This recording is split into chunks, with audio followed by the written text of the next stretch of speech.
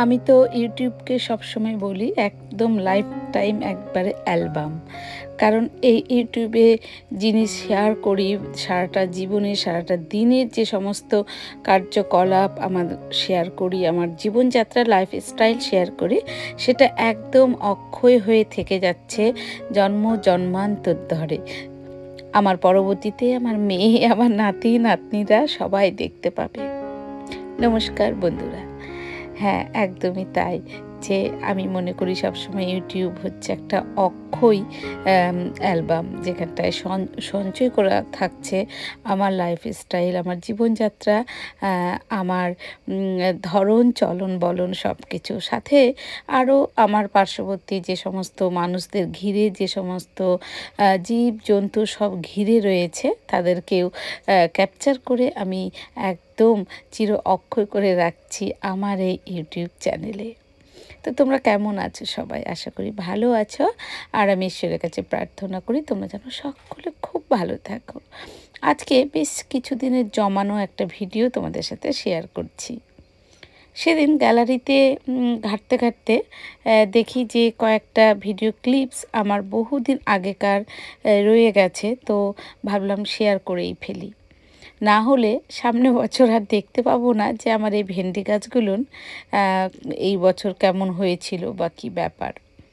তো দেখো, ভেন্ডি গাছে তখন সবে সবে ছোট ছোট ভেন্ডি ধরেছিল, আর আমি আর মেয়ে কালেক্ট করছিলাম ভেন্ডি, তার সাথে উচ্ছে, গাছের উচ্ছে।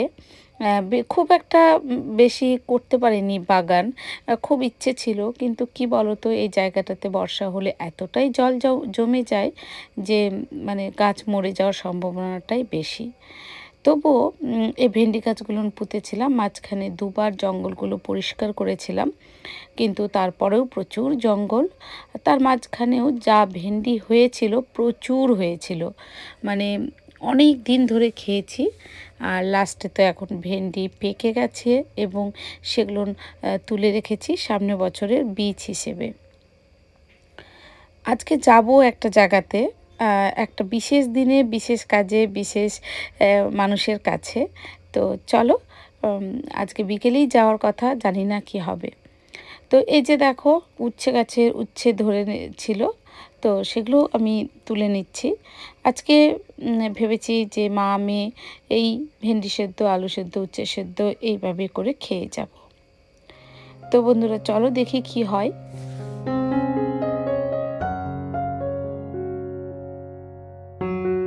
আমাদের বিকেলে যাওয়ার কথা, প্রথমে বাসের কথা ভাবলাম, পারলাম না। তারপরে ওলা বুক করছিলাম, সেটাতেও পাইনি। কারণ হচ্ছে এখন এখানে আমি বললাম প্রথমে, যেটা অনেক দিন আগেকার আমার ভিডিও, তো সেই সময়টাতে না আরজি করের মিছিল চলছিল গোটা রাস্তা জুড়ে। সেদিন ছিল সবারই একটা ফার্স্ট যে জমায়েতটা, সবাই মিলে যে আন্দোলনটা করেছিল, তো সেই জন্য আমি কিন্তু আজকে রাতে যেতে পারিনি। মানে সবাই আমাকে মানা করলো যে আজকে না যেতে, কারণ রাস্তাঘাট বন্ধ থাকবে। তো আমরাও তো একটা মিছিল করেছিলাম আরজি করের, যেন মানে উনি যে ডাক্তার, উনি যেন মানে নাম তো নেওয়া যাবে না, যাই হোক, উনি যেন সুবিচার পায়, সেই চেষ্টায় আমরা জমায়েত হয়েছিলাম পরবর্তীতে একবার সবাই মিলে। তো এই দিনটা সেদিনটা ছিল না, তো আমি ভীষণ আপসেট ছিলাম রাত্রিবেলা। তো পরের দিন ভোরবেলায় তারপরে আমি বেরিয়ে গেছিলাম। আসলে কি বলো তো, আমারও তো ঘরে দুটো মেয়ে আছে, তো সেই জন্য খুব রাত্রিবেলা চিন্তা হচ্ছিল। বড় মেয়েটা বাইরে থাকে, জানি না কোন সময় কি হবে, কে জানে। তো চলো বন্ধুরা, তারপরে নিজেকে অনেক শক্ত করে চলে এসেছিলাম মাসির বাড়িতে, কারণ মাসির ছিল আজকে বিবাহবার্ষিকী। তো মনে অনেক আনন্দও ছিল। তো চলো দেখো পরবর্তীতে। আজকে এসেছি অনেক ভোরবেলা, বাড়ি থেকে 5:30টায় বেরিয়েছি এবং এখানটায় এসে মোটামুটি 7:30 কি 8:30টার মধ্যে ঢুকে গেছি। তো এখানে কেন এসেছি এত ভোরবেলা, এবং আমাদের আসার কথা ছিল গতকাল, কিন্তু গতকাল গাড়ি এবং রাস্তার মধ্যে যে আরজি করের যে ব্যাপারটা হয়েছে, সেটার জন্য রাস্তায় যে রাত্রিবেলা মিছিল ছিল এবং বিভিন্ন কারণের জন্য আমরা গতকাল আসতে পারিনি। আর আমি গতকাল প্রচণ্ড কেঁদেছি, কারণ হচ্ছে আরজি কলেজ যে মেয়েটার যে সাথে হয়েছে ডাক্তারের সাথে, সেটা মানে মেনে নেওয়ার মতো নয়। আমরা মেয়ে এবং আমরা মেয়ের মা, তো সেইখান থেকে মেয়েদের যে নিয়ে কত বড় দুশ্চিন্তার মধ্যে আছি সেটা বলে ভাষায় প্রকাশ করতে পারবো না।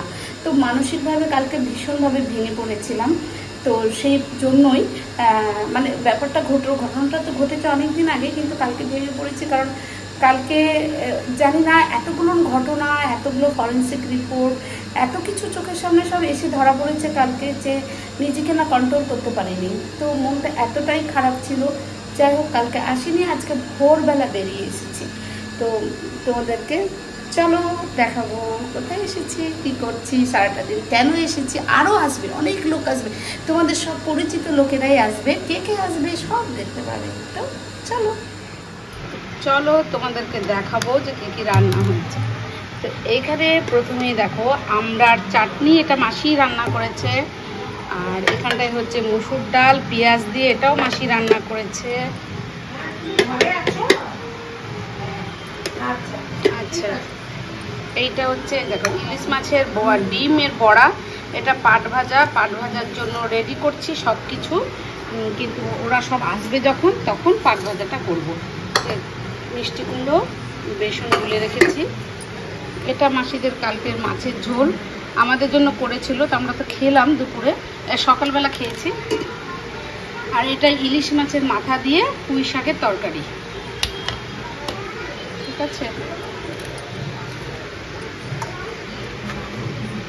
আচ্ছা, এইখানে হচ্ছে যেহেতু মানে মেয়ে আর আমি মাংস খাবো না, সেহেতু আমাদের জন্য রুই মাছ, মেয়ের জন্য ছিল একটা বড় মাছ আর হচ্ছে লেজা, সেটা ওকে দিয়ে দেওয়া হয়েছে। আর এই যে দেখো, এটা হচ্ছে ইলিশ মাছের ঝাল, কেমন হবে খেতে জানি না।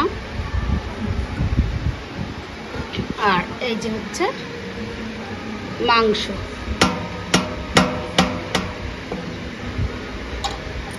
আর এই যে সব বাটি, এগুলো তো সব বেশি বাটতে বলছে যাতে পাতে দেবো না, সব বাটতে দেবো। আর এই যে হচ্ছে এত বড় হাঁড়িতে ভাত।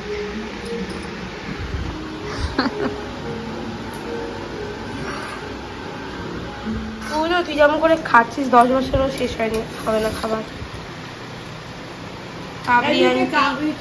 আন্টি খায় না,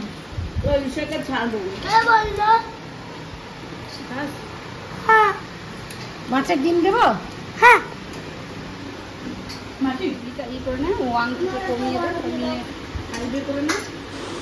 কি ভাজছো? পাট ভাজা, মিষ্টি কুমড়ো পাট ভাজা। কে এসেছে দেখালি, কারা কারা এসেছে, কেন এসেছে? কেন কি কুটিমানির বিবাহ বার্ষিকী, হ্যাপি অ্যানিভার্সারি। আরেকজন এসেছে আমাদের সাথে, যে এখানে বসে রয়েছে আমাদের বোন। আর এখানে